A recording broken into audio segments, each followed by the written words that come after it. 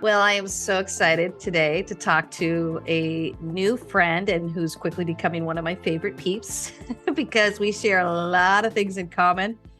We're both hardworking women and love the work that we do.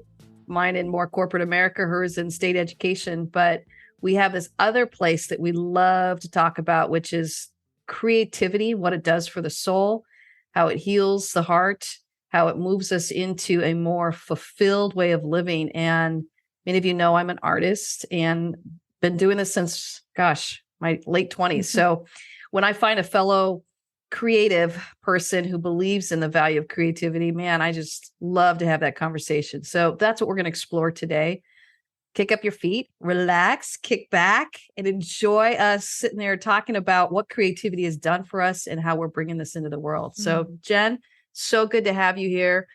Thanks for joining us today. And I'm going to pass it over to you and say, tell our listeners a little bit about who you are and what some of your passions are. Yeah, thank you. It's a huge honor to be on this podcast. I know I've very quickly become a big fan of yours and your podcast, and likewise, just so excited to find someone that I have so much in common with and just really understands, where my perspective on a lot of the things that we're going to talk about today, which I won't give away yet. But so a little bit about me. First, I'm a wife of 12 years and a mom of 3 kiddos. So my son, who is 8, and I have a daughter who's 4, and then another daughter who is 1.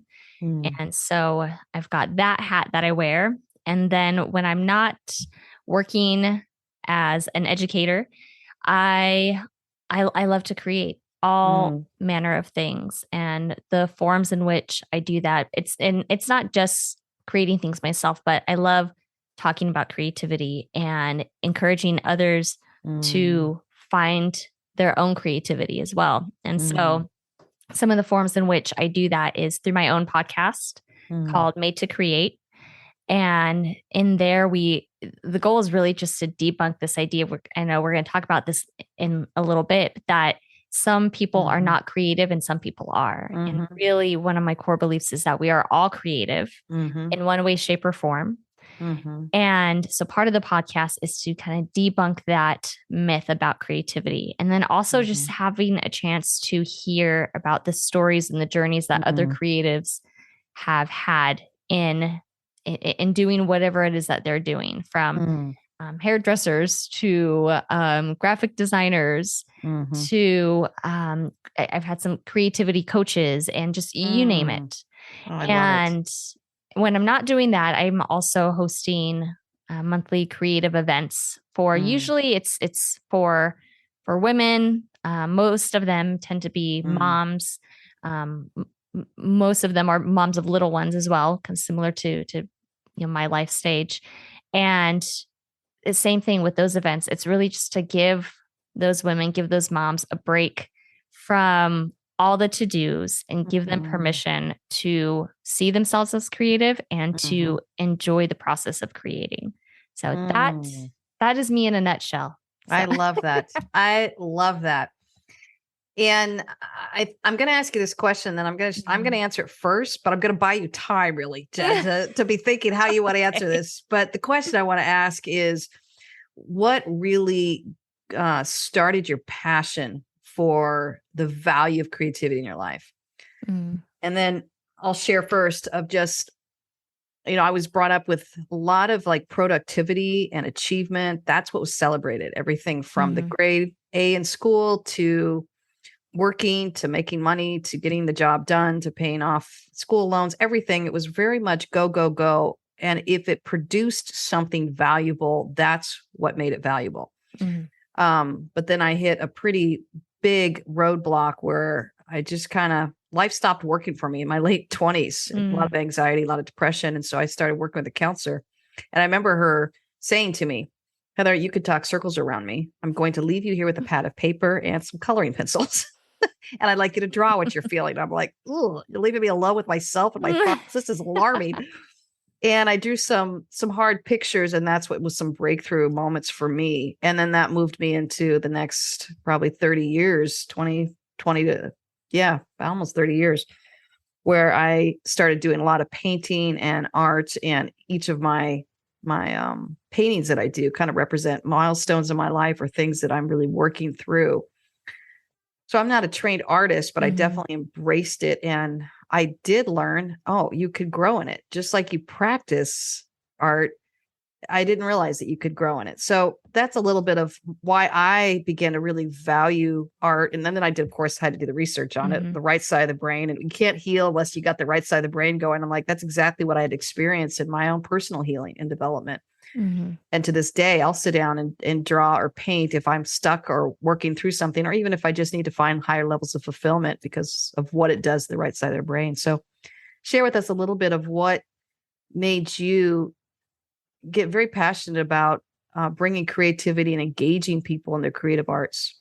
Yeah. And I mean, there's no surprise here, but I think there's a lot of things that you said that resonated with me about your own journey.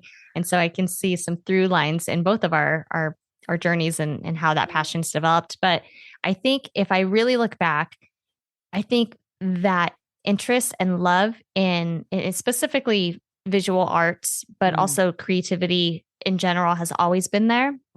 But I think similar to you is that there was this message, not really overtly, but kind of an underlying message that what was most valuable was what you said. I love how you said it. The productivity and the output, right? So if it produced something, then it had value. And so I remember for a very long time, as a teenager, everyone loves to ask kids the question of, well, in 5 years, what do you want to be doing? Or what do you see yourself doing with your life? And I remember I had this really deep interest in doing interior design. I thought that just sounded like a lot of fun. I thought I could be really good at it. But at that time I was also kind of involved in church and ministry. And I, again, not overtly, but kind of got this message of what is that doing for the kingdom of God? Like, what do you, if you're doing interior design, is that really doing anything for Jesus? And again, no one said that explicitly, but that is kind of what I came to understand. And so I took a different path. And part of that path, I ended up taking a drawing class in college, community college.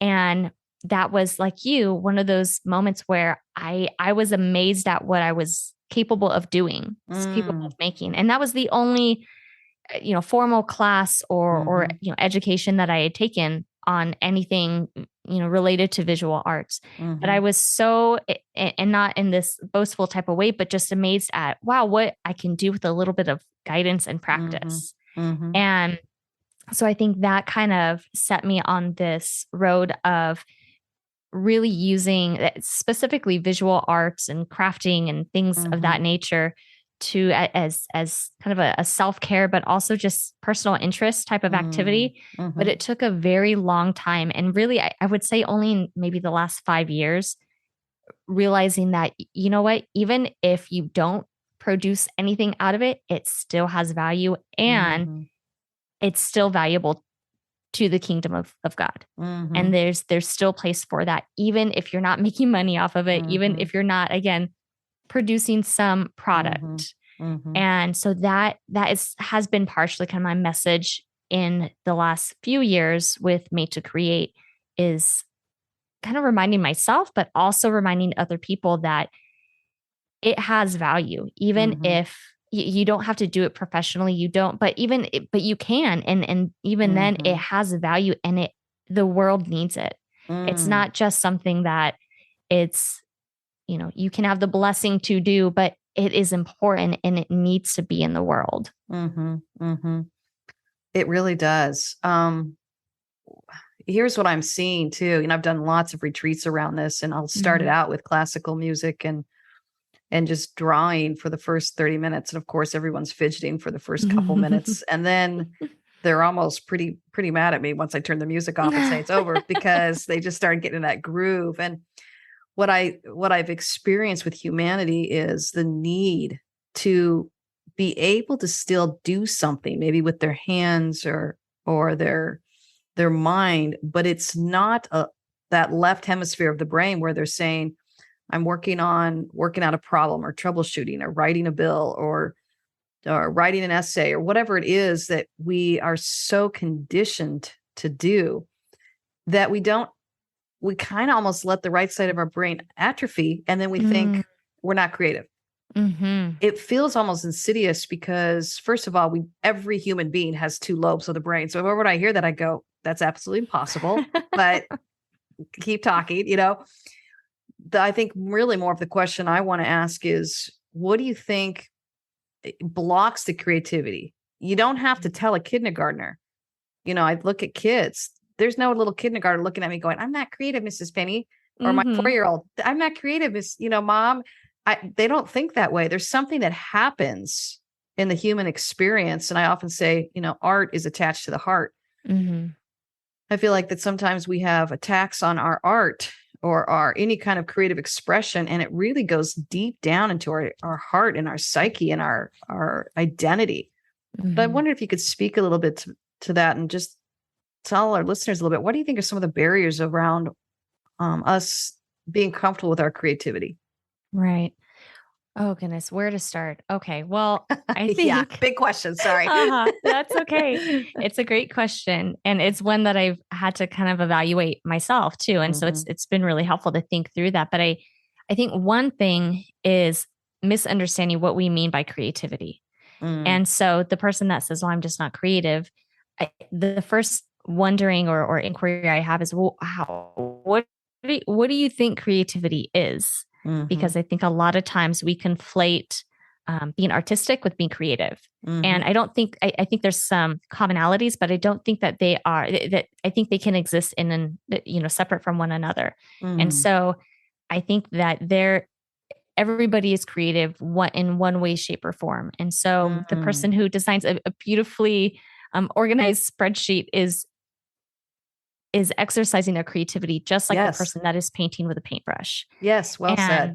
Yes. And so I think it's one that we've misunderstood what creativity is, but then we've also either ourselves or, well, probably mostly, I would say, letting the outside world place value on what that creativity is. And so just like everything that we do, it's so easy to compare ourselves to what somebody else makes or how they do it or, how they look. And I think that might even be part of why I am drawn to working with moms, because I think comparison is a big challenge with moms too, in the way that we look and the way that we raise our kids. And I think the same thing is also true of creatives, that it's really, really easy to compare ourselves to someone else that we see as creative. And if we're not producing like them, or if we aren't as successful as them in our creativity, whatever that venture is, then we're not doing it right. And if we're not doing it right, then maybe it doesn't have value. And so I think it's a lot of that kind of negative self-talk. And again, with some of those myths that we've developed around what creativity is and whether we deserve to engage in it. Oh, I love that. Whether we deserve. Makes me think of a conversation I was just having today with a client. And he was talking about needing space and time in his life. And I said, well, why aren't you doing that? And he's like, yeah, I know I need it. I just don't know. I'm not able to do it. And we both laughed because we both knew it was an excuse. Right. We're both grown adults, fully in charge of our own calendar. And so as soon as it came out of his mouth, he knew that I was going to call him on it. So I just kind of laughed. I said, okay, you say you want it, but you're telling me you can't do it. So what are you going to do about that? And what it really came down to, and this is the question I asked, is I said, do you feel like you're worth it? Do you feel like you're allowed to have this space just to take care of you?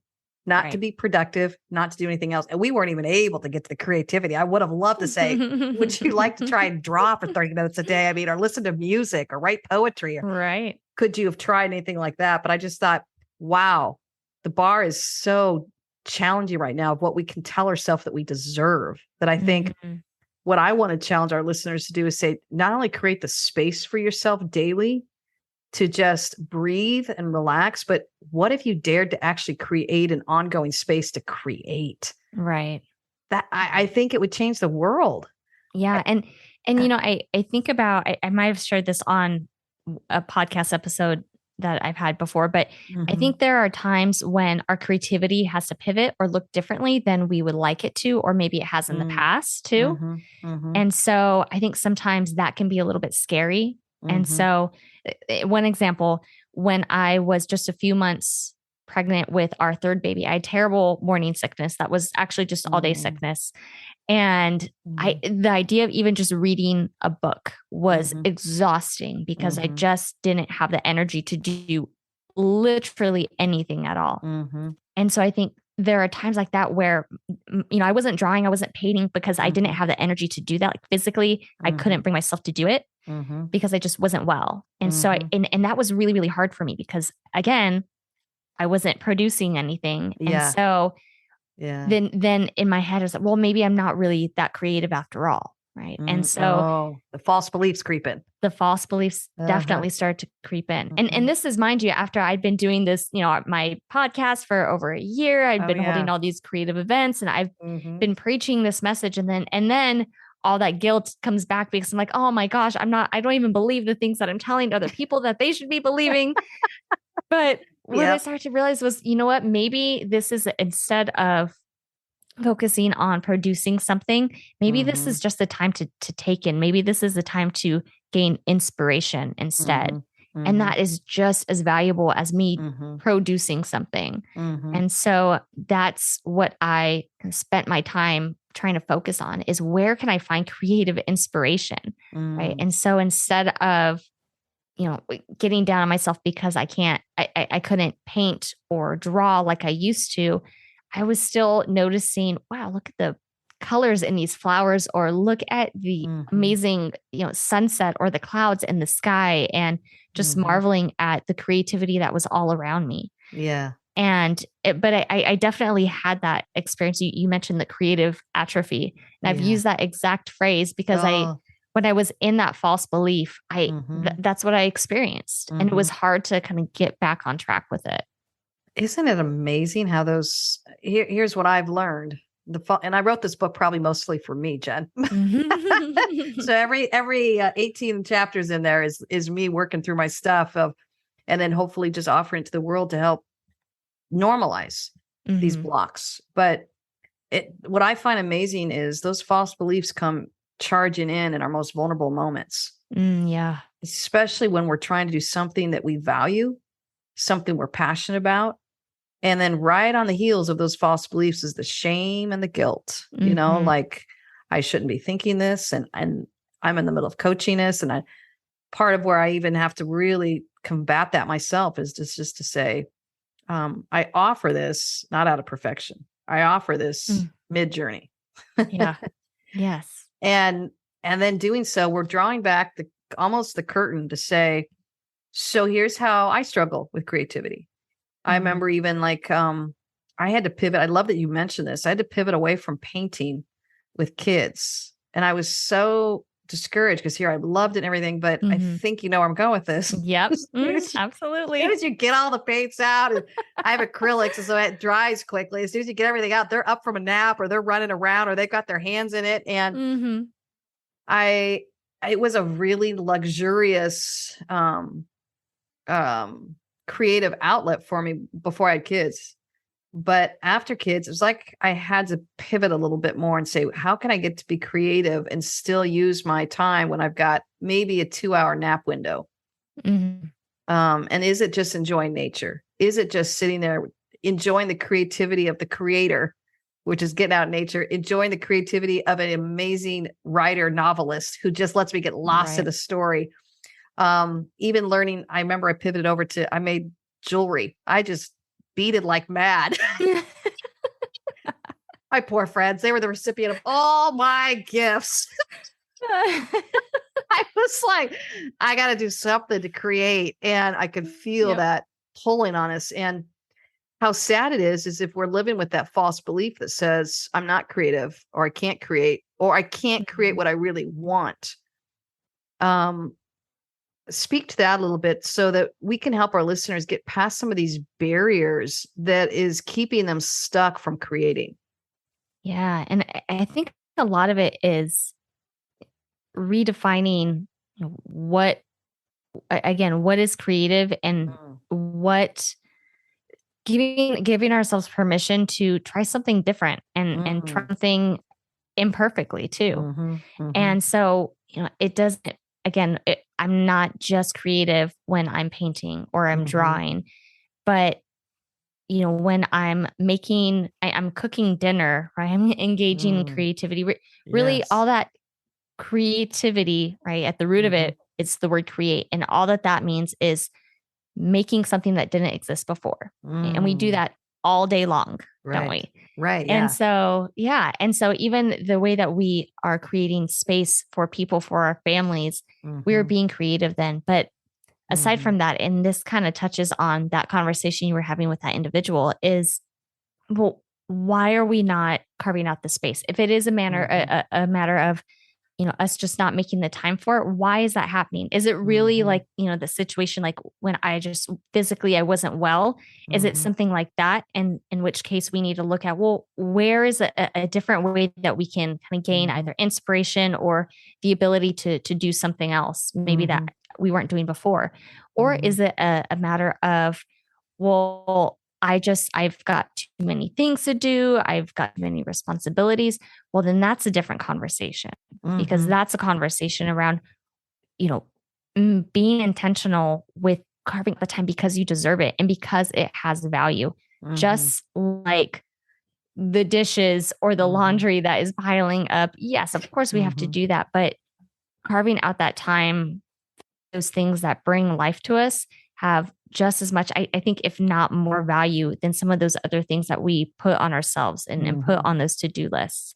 And so that's a whole different conversation in and of itself. And so that's the individual that I would want to explore with, well, why do you feel like you can't, or you don't have the permission to set time aside for whatever it is? And so that's, that's kind of where I would start with that person. Yeah, well said. I write about this in my book about asking good questions. You ask good questions, you're going to get good answers. And a question that is not helpful is basically, am I creative? It just boxes you in, yes or no.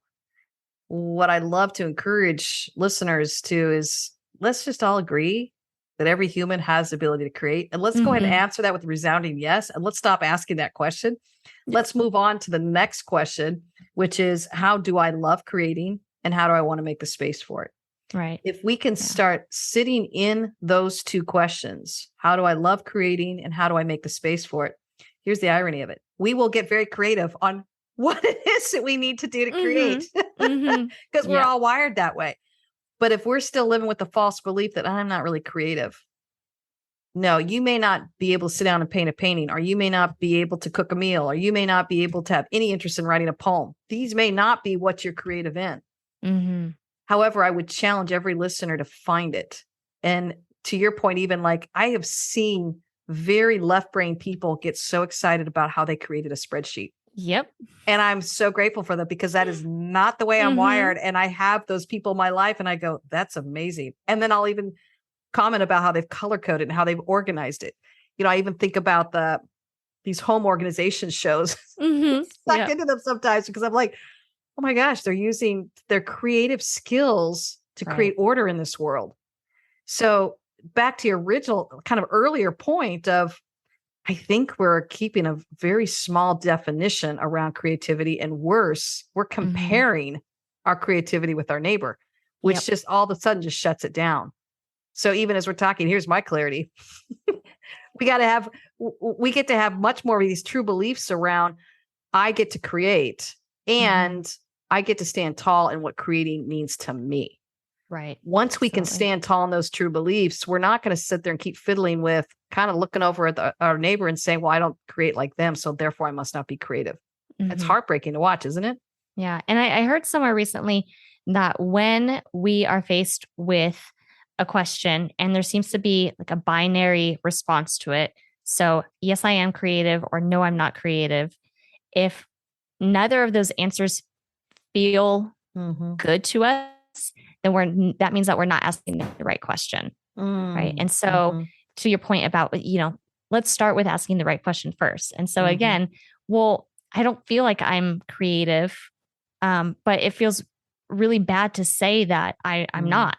right? So I don't like either of those responses because, well, maybe I'm not asking the right question. Maybe the right question is, why don't I feel creative? Instead of, am I creative? And then we can get down to the root of, well, where is this to use some of your language? Well, where is that false belief coming from? And if we understand where it's coming from, then we can start to understand what the truth around it is. Well said. Well said. Another potential block I'm noticing too, and I'll just be honest with my own life. My life got so busy and full, and I was creating. I created a book. So I kept thinking, I am creating. Right. But I find myself just yearning for a little bit more of a different style of creating and giving myself that option to do that. And I find myself avoiding it. And I think, why am I avoiding it? Like, I coach people through this all the time. And I don't know if it's a fear. I don't know if it's a energy level. Sometimes I think it's an energy level. But I would say one of the first steps, and this is to any of my listeners who are sitting there going, oh, this just feels big. I think just slowing down and starting to ask yourself that question of, what is it that I want to create? What is it that I love doing? And letting that be enough, even if you just sit in that for a while, it allows you to start engaging with yourself in a new manner. And you'll be so surprised as you start to learn about who you are and what fills you up and how you like to create. And be able to step into that in a way that allows you to, not only feel fulfillment, but I think you offer your best self back to the people you love and you live with, don't you? Yes, absolutely. When I come out of a creating session, I'm like, and there's rainbows and unicorns everywhere, and the world is one, When I haven't had a chance to create, I can feel that crankiness or even the cynicism or the bitterness starting to come on because I'm not engaging with that side that really nurtures me and almost parents me and allows me to, sit down and finger paint. You don't have to be productive, Heather. You do not have to take care of the world. You do not have to carry these burdens on your shoulder, which is an adult way of thinking. I think the creativity allows us to move more into our childlike posture, which is something we want to nurture all the way to the grave. Right. Yeah. And I think about, to your point earlier, about the way that children create. And they don't ever sit down. I mean, at least my kids, they don't make a plan for what they're going to do and then analyze it every step of the way. And why am I doing this right? Or, but what's my friend in my third grade class going to think about this? Or, but this isn't coming out the way that I thought it was going to. So you know what, forget it. No, they just keep creating. They just keep going at it. And there's, I think, so much that we can learn from that, because in that process, right, they are just doing it for the sheer enjoyment. It's almost, it's just comes completely natural to them. Yes. And there's no comparison, at least not while they're young, no comparison between, how the kid next door is building their blocks and how they're building their blocks. They're just coming up with something. And I've even found myself as a parent kind of going like, you want that? Is that supposed to look like a house? That doesn't look, can I help you? If you did this a little different, it might look more like, and I just have to kind of get out of their way. Because that's how I've been taught, again, about what creates value or how we perceive something as valuable. And I get, kind of wrapped up in that myself. And so I have to even be careful about the messages that I'm sending my own kids around that. Yes. Oh, well said. So what are some things you do love creating today? In this season of your life? In this season of my life, I mentioned before, I love visual art. And so I love drawing. I've recently gotten into watercolor, which was something that I'd never done before. I thought was really, really scary. And I look at kind of where I started with it and where I am now. And I haven't taken a class or any type of thing like that. It's just been experimenting with it and just kind of finding out what feels really good and what's working really well. And it's been just, the exploration phase of it has been really a lot of fun. And so that's what I've been doing most of my time. But I love cooking and again, just things that I can share with other people. So a painting that I can show somebody or share with someone, or a meal that I can make and bring people together around. Those are all the types of things that I love creating. And it's looked different throughout the years, but that's kind of where I am with it right now. Oh, I love that. Mm-hmm. I also love even just creating with the different seasons. I love decorating my house to just almost like usher in the different seasons. And my family mercilessly teases me for my pumpkins. It's become a contest of how many pumpkins do we have? And someone gets a prize if they can figure out how many pumpkins are hidden around the house. Oh my goodness. I love it. But I think how we choose to show up with our creativity gets to be creative. It gets to shift and change, and how we're engaging with that. I find that it's really connected to our levels of joy. How old were your kids again? 8, 4, and 1. Oh boy, you're in the thick of it. Yeah. Yeah. And those are the creative years too, where they haven't learned to compare themselves. The 8-year-old's probably starting. Yeah. I saw it younger and younger when I was teaching, but they're precious years. We can learn so much from them, can't we? I know. And you almost want to bottle it up and just not let the world kind of infuse there. I know. Get its hands in it.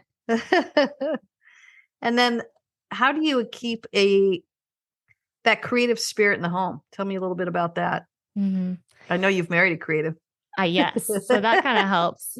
I think one of the things that I love about that too is our kids, because there's also 2 of us that are constantly creating things. They have opportunities to constantly see that, but sometimes it takes some intentionality and not saving that. As frustrating as that can be to, like you were talking about, start doing something and then the kids come in and they want to be a part of it, or they want to get their hands in it. Yeah. Realizing that that can still be a really valuable lesson for them, because they're seeing mom and dad create.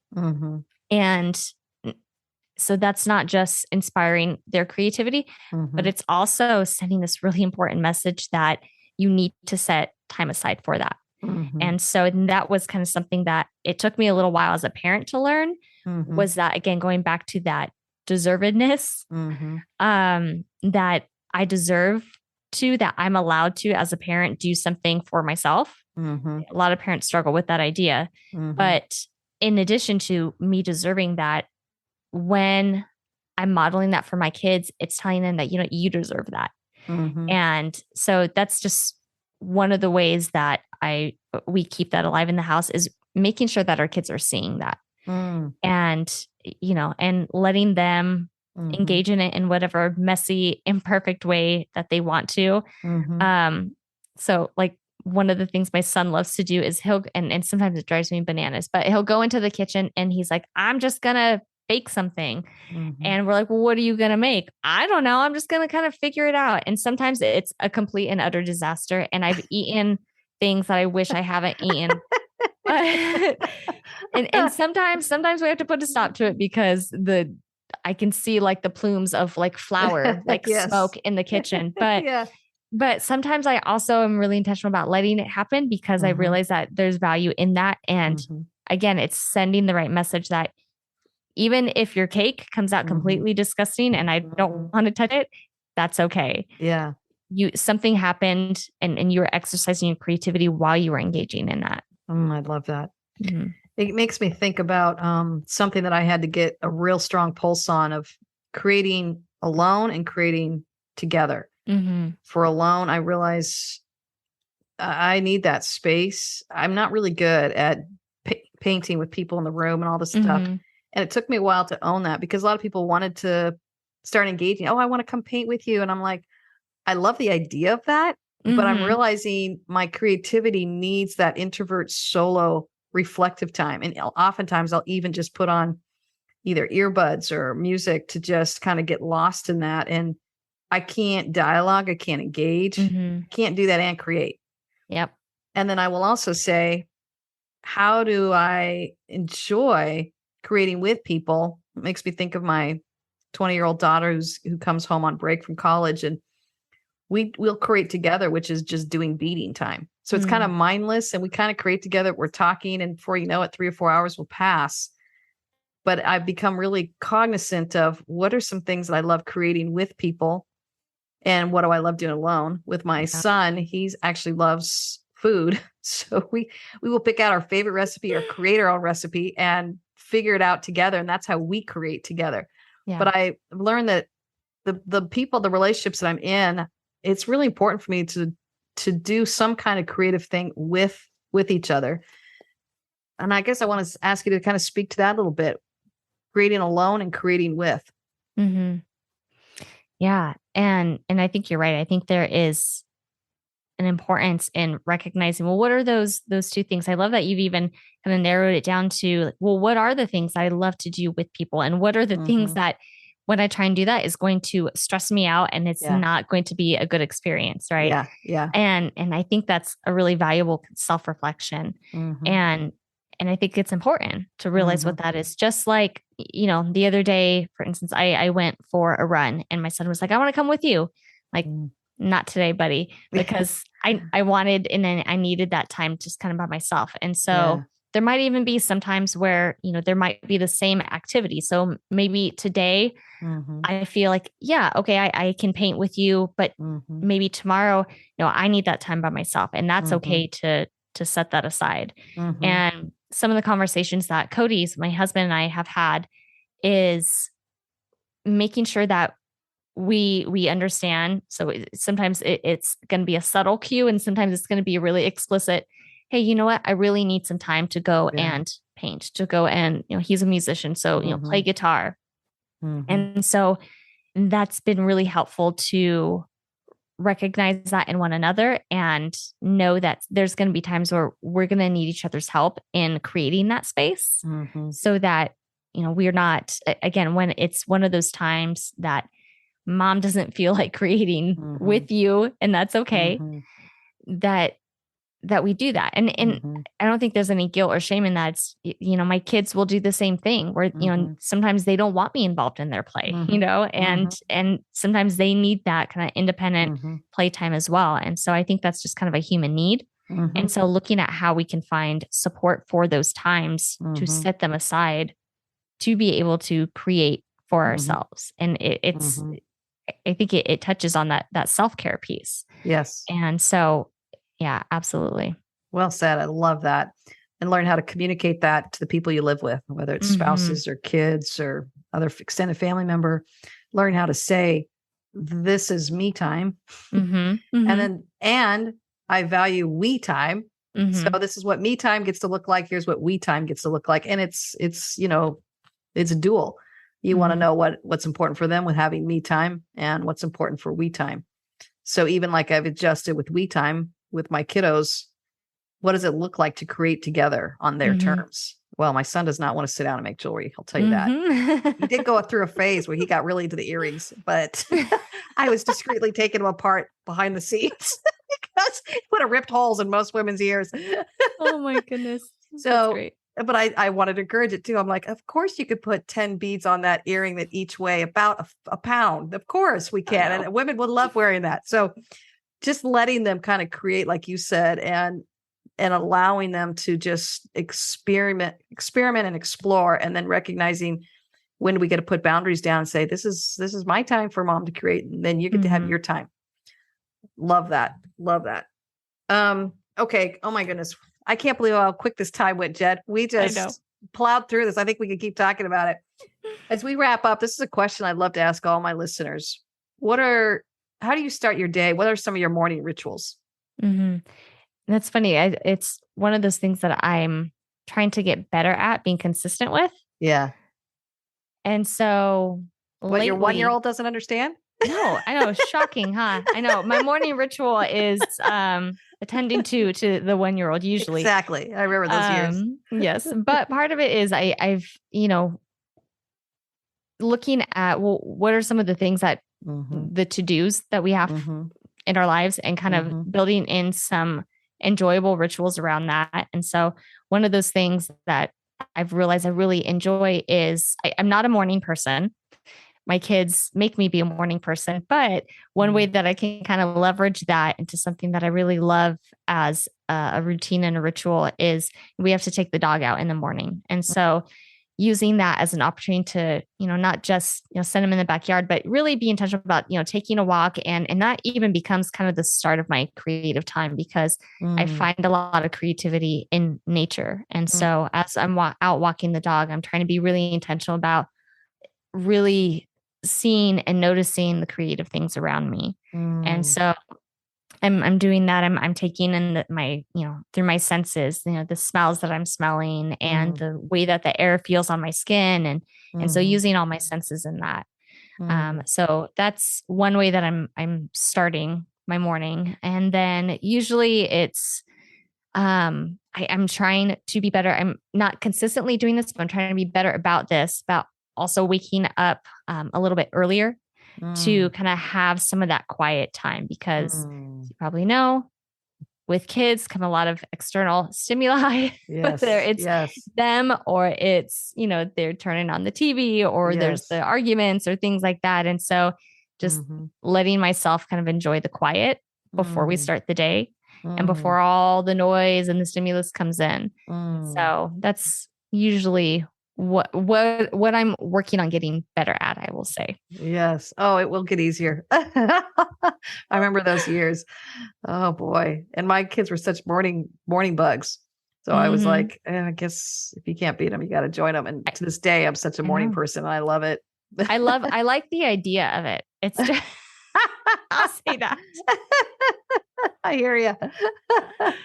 Oh, well, it's been such a pleasure. Before we sign off here, what encouragement do you want to leave for our listeners? Just recognizing that, going back to that same message, everybody is creative. And sometimes it takes a little bit intentionality to make time for it. But just recognizing, and I think you said this earlier, that a lot of times we don't take that time because we feel, we've got obligations, or we feel like, if we're going to be our best for somebody else, then we have to always be on for somebody else. But when we're taking that time, we're not only are we making or making something of value for ourselves, but for the world, for other people, but we're also, because it's helping us, we're just so much more better for the people that are around us. So that misplaced intention that we sometimes have to avoid the things that bring us joy for the sake of other people really is not even accomplishing that. So just recognizing that and making sure that we recognize the importance of it. I love it. And I'm going to leave our listeners with the 3 C's, because as you were talking, it just made me think about it. Our clarity around creativity is really understanding where is it that you love creating, and get clarity around that. Journal on it, talk about it, take a friend to coffee about it, talk to your spouse about it, friend, anyone. Start getting that clarity that you need around your creativity. And the confidence, of course, has to do with our true beliefs and our false beliefs. And I want to say, grab onto that true belief that says I get to be creative. And the courage, of course, has to do with action, which I would say, make an action plan for how you're going to create the space to be creative. So that's the 3 C's I'll leave our listeners with. And I will say, cheering you on. Thanks for coming, Jen. It's so fun having you. All right. Thanks, Heather. Thanks for joining us today. We'd love a review. Helps us out quite a bit. Wherever you are, just drop a review. And you can find out more at heatherpenny.com. Cheering you on.